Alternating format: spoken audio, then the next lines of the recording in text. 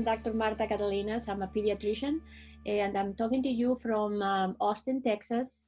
I'm here with my friends to discuss some health issues that are related to what to feed your children, how to increase the health of the child now so it will become a healthy adult. And we're going to give you some recipes. Today we're going to talk about juices. When to give juice to a child, young, old, of any age. Should we give it to them? What kind, when, under what circumstances? We're gonna discuss all that. There are many, many questions. I had to make myself notes because there's so much to say, so much confusion about these issues that I have two friends here to help me with the questions and with the answers. And one of them is Chef Fer Candil. Hi, Fer. Hi, Marta. Good. How are you today? So, yes, I'm Fer Candil, chef at Paellas Tapas and More, mother of 5, just not kids anymore, just adults. The youngest is junior in college. And yes, I never thought talking about juices is going to be a really long topic, because I think the first idea came to our mind talking about juices is introduce the flavors of the fruits and looks like it's something totally healthy, until I met you, Marta, and now I know there is a lot to talk about juices, and especially for babies and for kids, and how important they are. So with us, and is an experienced mom too, is Veronica, mother of 3. Hi, Veronica. Welcome. One more week. Hi, Marta. Hi, Fer. I'm Vero. I'm mom to 3 kids under 5. And yeah, I think this is a very interesting and important topic, especially because when us moms of little kids go to the pediatrician, we always have to fill in a few questionnaires, and one of the questions that is always in those questionnaires is, do your kids take juice? I always answer no, because my kids don't have any juice, but I don't have any further talk with the health professionals, and I always have a doubt if I should be giving them some juice. So I'd like Marta to clarify this and tell us if it's recommended to give juices to our kids. Well, the short answer, ladies, is no. It is not recommended. And I can see what you are telling me, Veronica, because other parents mentioned this to me. So if we make the statement or the question, do you give juice to your kids, and you say no, and nothing else is addressed, then you feel like, okay, maybe I should be giving it to them, right? Well, the answer is you're doing the right thing. And what we try to address, at least in our office, and I'm positive that all pediatricians feel this way, the same way that I feel, is that juice is just the water from the fruit and the sugar, natural sugars, yes, but sugars from the fruit. And when you squish it, even if it's 100% natural, you are making it yourself at home, you are leaving behind all the fiber, all the good stuff that together with the water and the natural sugars is offers the benefit of the fruit. Last week, we talked about probiotics, prebiotics, and so on how all these good bacteria in the intestine, they feed with fiber from our food. So when we make juice, we are leaving behind all that beneficial fiber. We're just giving the water and the sugar from the fruit. And so we create a sweet tooth because, of course, juices taste great. Families get confused because they go to the market and they see 100% of vitamins added, and they go, well, yeah, kids need vitamins, so maybe this is a good way to give vitamins. It's a high price to pay for those vitamins, because what you are creating is somebody who is going to be hooked to sweet drinks for the rest of their lives. Parents tell me, adult parents, of course, they come and tell me, well, I never really learned to drink water, so now I can't drink water. And guess who they blame for that habit? They blame their own parents. So don't feel bad. If somebody's gonna be the bad guy, let it be. Just stick to your guns. Juice is not necessary. I can give a few exceptions later on, but in general, a healthy child should not drink juice, should eat fruit. That's very interesting, especially when you're talking about the make juices at home, because the people think like, okay, but I make at home, so it's gonna be healthy, it's fruit. And it's not, especially in kids and babies, like we are trying to educate their palates and start eating healthy. So if we created the habit, and I think it's what you are talking about, Marta, if they have the habit to eat very sweet juices from the commercial they can buy in the grocery stores, it's so difficult. They like to eat the juices you make at home because the sugar is totally different, because you are not adding any extra sugar. Not talking about the conservants or preservatives or whatever they add to the commercial juices. And the other thing is they try to use the pouch bags. So do you think it's gonna affect, like the kids usually drink everything from squeezes a bag and don't use a glass, for example? What do you think about that? Yeah, here we see it a lot here in Texas. It's very hot in the summer. Summer starts in February in some cases. So we have lots of months of being very hot. So you are out there. You feel like if you always have to bring something for the kids to drink, which is appropriate, it's okay, but just bring plain water. Even sometimes kids come to my office and I can see through the glass that it's colored, so I know it's not water. And I ask, what do you put there? Oh, well, it's just a splash of juice. It's just a little bit. It's very diluted. It doesn't really matter, because the problem is not only the calories, because remember, in a growing child, we want them to take calories. And so it goes beyond that. If you train a growing brain to associate being thirsty with having something sweet, that person, when it becomes an adult, is going to drink sodas, is going to drink something sweet, is never going to drink water. And that will lead to health problems. So you have a healthy child now, but you're creating an unhealthy adult. And I think as parents, we have a responsibility to make sure that we guide them in the right direction to be healthy adults. Diabetes, obesity, you name it, all related to those bad habits that you learn when you are a child. And I think Veronica can tell us that, it's very easy to get kids to do the wrong thing. Yeah, and there is as well a lot of pressure in the mom community. We all are sometimes too judgy about what other moms do. But you should stick to your principles and to your gut, as Marta was saying before, and just stay strong and keep on with your good habits. So you were mentioning diabetes and overweight, but could the intake of juices be also associated with dental issues? Absolutely. Yes, the dentists know this very well. Some kids fall asleep even for a nap, or at night even with some juice, because of the soothing that comes with doing that. And that sugar remains there, bathing the teeth for hours. And well, if you drink it throughout the day, then there's a constant intake of sugar that is going to be in contact with your teeth.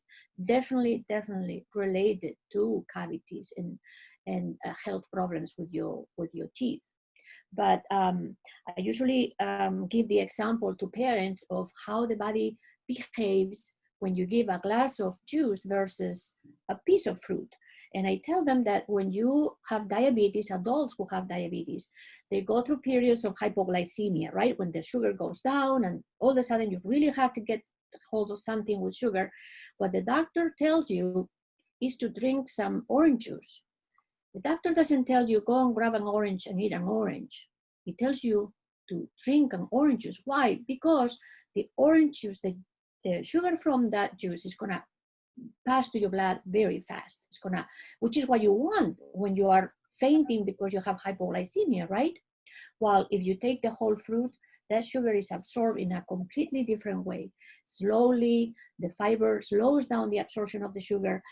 So big difference. When you have this bombarding of your pancreas with the need to release insulin because you're bringing the sugar up, constantly throughout the day, at one point in your life, you're gonna go into what we call insulin resistance, which means that there is no more insulin to go around, or the insulin just doesn't work anymore. The pancreas cannot keep up. And that's when you develop diabetes. And remember, there is treatment for diabetes, but there is no cure. In mild cases, you can go on a diet and get rid of your symptoms, yes, but we don't want to get to that point where we are an adult now with a chronic disorder that can shorten our life expectancy. So parents are responsible for that. And I put it on them to be the bad guys and the ones to say, we don't have juice in this house. Just don't buy it. We don't have it available. And the kids may complain for a while, but after a while also they get used to it. And as I was saying before, somebody's going to have to be the bad one. I'm so glad. And I would like, Marta, if you can share with us your experience fighting with the schools, because I know from the beginning they offer the kids only juices, but I think I can see now the change in many schools. The schools offer the kids milk at the lunchtime. Even sometimes it's chocolate milk, and it's of course the favorite of the kids. So we are going back to the extra sugar to the kids, especially with the food. But it's a good step, yes, offer milk. So can you share with us your experience as a fighter on this very special fight as a pediatrician? I know the pediatricians were very worried. So can you share with us your experience? Yes, and the families usually get confused when that happens. So here you go to the doctor and he's telling you one advice, and then you go to school and they offer your kids a lunch with a juice or with chocolate milk. Or you go to programs here in Texas and throughout the United States, there are programs where they help mothers with growing kids with their food. So they give them food to take home, right? And so these programs here in Texas for a long time include juice after 6 months of age or 8 months of age. I mean, very early, they will just, okay, here's your cereal, here's your formula if you need it, and juice. And so that was confusing for parents. They thought it was okay. And it took us a long time to convince officials, and you have to realize that these rules and these schedules come from the federal level, from high up there.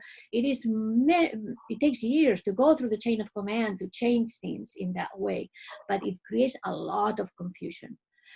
Schools for a long time, middle and high schools had soda machines for kids to buy. Remember when that happened? It was a up the hill fight, and now they don't have them anymore. So what I'm hoping is that if families are educated, remember the school districts here are independent. Parents dictate the rules if they want to. So if they are educated and they go to the officials and say, this is what we need to do, it will happen. But parents are confused for all this misinformation I was telling you about. Now there are exceptions, right? I don't know if you have a question, Vero. Yes, my question actually was about exceptions, and it was really about intestinal issues, like if a kid has diarrhea or maybe they are constipated. Could it be related to juice if the kid has diarrhea? If the kid is constipated, could juice be helpful? What are your thoughts on this? What can you tell us? Yes, and that is a very good question, because now that you have a little one, I have to tell you that there is what we call toddlers diarrhea. So it looks like if between a year of age and 2 years of age, the intestine is kind of learning, should I move fast or slow? And some kids go into what we call toddlers diarrhea, which is not an infectious type of diarrhea. It's just massive bowel movements that they go up their back and they're so soft and so annoying. And of course, if those toddlers are drinking juice during the day, it's going to make it worse. And so in those cases, it's not a help. If the child has diarrhea for other infectious causes, like, a virus is going through a virus, and you give juice to replace the fluids that they are losing, the same thing, they're going to lose even more. It's not going to help with the rehydration. Now, in the opposite, and this is one of the few exceptions where I will recommend to give fruit juices, is for constipation.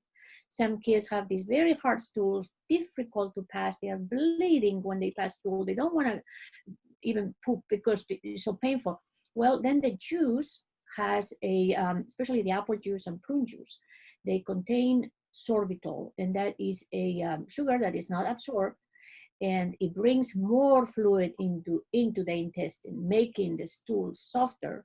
And so it helps in those cases of constipated children. And what my advice is not to give it all day, because then you're going to create the bad habit we are trying to avoid. But to give it like in the morning, early in the morning, empty stomach, a couple of ounces of apple juice for like a week until things get passed. And then maybe next month or in a couple of months, you have to do another week of this. Because remember, the intestine has its own nervous system around it, and is learning how to move at that age. And so that's one of the few exceptions.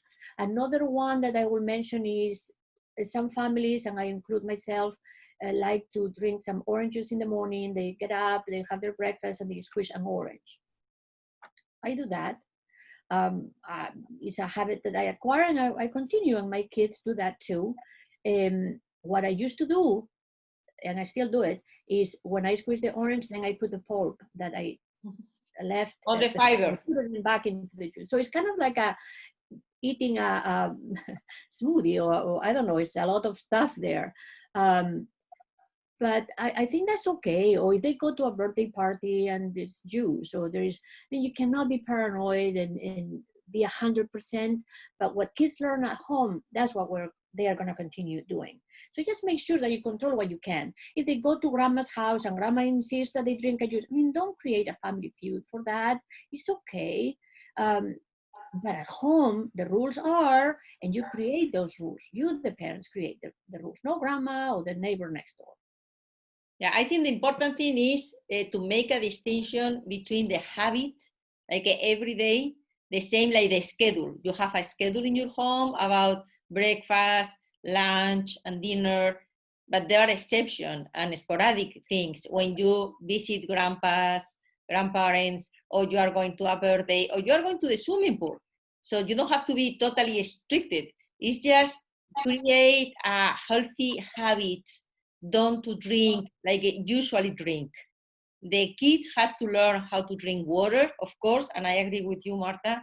And talking about the sporadic and exception, I would like to talk about the smoothies. Like it's very, very popular here, and they are really good too. But it's true, I don't like the idea to eat the smoothies at lunchtime. And I would like I would like to know your opinion about that. But I think smoothies is a good option, especially if you made at home with milk and just natural fruits.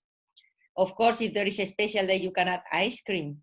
But I don't like the idea to cover the flavor of the food at lunchtime or dinner time with a smoothie. So I would like to know your opinion about the smoothies, like something special. Let's talk about like something special, not regular drink. Right, and it's just that the definition itself of smoothie, you go through fast food restaurants, they offer their version. I don't know how much real fruit they have, probably very little. It's very, very sugary, very sweet. It's a cultural thing. I wouldn't eat, I don't think I can eat salty food, regular food, a meal, and have the smoothie as the fluid to push it down, to go with the meal. But that's because I'm not used to it. But I know many families do that. Kids love that. It is a bad habit, yes, especially those commercial smoothies we were talking about. Now, if the smoothie is your afternoon snack that we talked about before, and you make it, you put in the blender. It's not juice, it's just the blender, so the whole fruit is there, and you put some milk and you give it to them. And you put it in the refrigerator so it's nice and cool. Great. like you say, if every once in a while you want to add some ice cream because we're at the pool now and the kids have their friends, it's fine. It's a way to introduce and to give fruit and protein from the milk. So I don't have a problem with that. It's all about definitions and where you get it from and what time of the day you eat it. Fer just mentioned something that rang a bell in my head. She mentioned the fact of covering savory flavors with sugary taste. That's something that is very usual in babies' pouches. They have, for example, kale or spinach or something like really healthy, like a veggie, and they mix it always with fruit to cover them veggie taste. So, what do you think about that, Marta? Is that right? Isn't that gonna make our kids just get used to the sugary flavor, and they're like, it's gonna be like way tougher to make them get used to veggies, isn't it? Yes, absolutely. And this was a big awakening that Fer and I had, because our kids are older, and I assume that, I don't really go through the baby food aisle. But when we started talking about this, we took a trip to the store and to see what is out there these days. And you're right, marketing, commercial brands, they know that we tend to create that sweet tooth in the kids. So what do? They have the vegetables and they have a taste that may not be that good, maybe, and they mask it, adding fruit. Even if the baby food industry is well regulated, if it says it doesn't have preservatives, probably doesn't have it, doesn't have chemicals, probably doesn't have them. But even with natural sweeteners, you can mask the taste of the food that you want the kid to get used to. So how is the child gonna eat Brussels sprouts just to put something with a lot of flavor, if you add peaches to it? It's never gonna happen. And so we have to separate. If you want to give a baby fruit, give the fruit. But when you give the vegetable or the meat with vegetables, give it in their natural flavor. Don't mask that. Otherwise, that brain is never going to learn to have bad sweet tastes. And that translates into what we say. When you're an adult, you only want sweets. You cannot stay away from them, and it translates into the obesity and diabetes. Yeah, I'm glad you mentioned that, Vero, because it's true, and that's probably one of the big problems with the kids. If they usually the first flavor they know is about fruit, at least in Spain, we pass from the milk or the formula to the first thing they taste is banana with orange juice and some Maria cookies. So it's a little sweet, but it's natural sweet. But if you start giving your babies, because it's easy, juices and sugar, the problem is when you want to start giving them protein and vegetables, they totally doesn't like it because they really won't keep the same flavor of the sweet. That's the reason when we made the research, Marta and I, about the food, the commercial jars for the kids, all of them has tropical fruit, probably so natural and everything, but just covering the real flavor. So they don't really want to try any other flavor, just sweet and sweet and sweet. And I think is the root of the problem, like how to educate the palate of the kids. And that's the reason we start this channel, to try to help the people feeding the kids, educating the palate with different flavors, not only sweet. It's just sweet, savory, veggies, chicken, meat, whatever.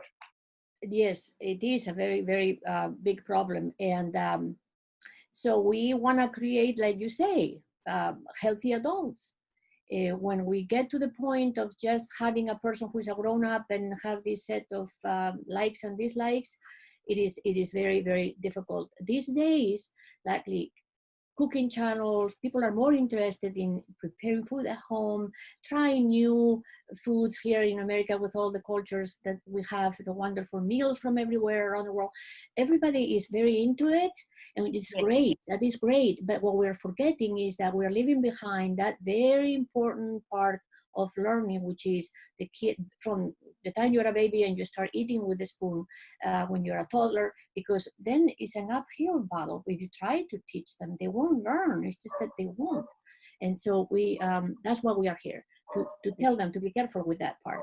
Yes, and I love when I went to the farmer markets here in Round Rock or close to Round Rock, and I can see a lot of people buying great vegetables, fresh vegetables from the farmers. And it's great because I think the people start going back to the origins, like a cook at home, looking for organic products, healthy products, cook for the kids. And I think it's great. I feel so happy for that because I think it's a very, very big step for the health of the kids. And they are the future. So we have to looking for them. You have a couple of recipes to give us today, right? Where yes, and they are so quickly. It's just in a couple minutes, believe me. So okay. One of them is for that kids who really don't want to eat any fruit. I brought today one recipe who is apple bread. And when I say apple bread, it's not something sweet, because we are going to need only 3 ingredients. Is ground meal oats, or if you don't have ground meal, you can use the oats and crush in the blender. But the idea is to have like a flour. So it's flour oats or ground meal oats, 1 apple. The important thing is, or the trick of this recipe is, the apple has to be grated. So use your grater and peel the apple and just grate very well and mix with the flour oats and a little of baking soda, just like a half teaspoon, just a little. So you mix like a dough and put in a container to the microwave. So we are gonna bake in the oven, it's just to the microwave. In my microwave was 2 minutes. Depends on how high power is your microwave. Probably you need 3 minutes, just see. And let's cool, and that's it. So that's the bread. The best part how to eat it is just slice in 2 pieces and toast in your toaster.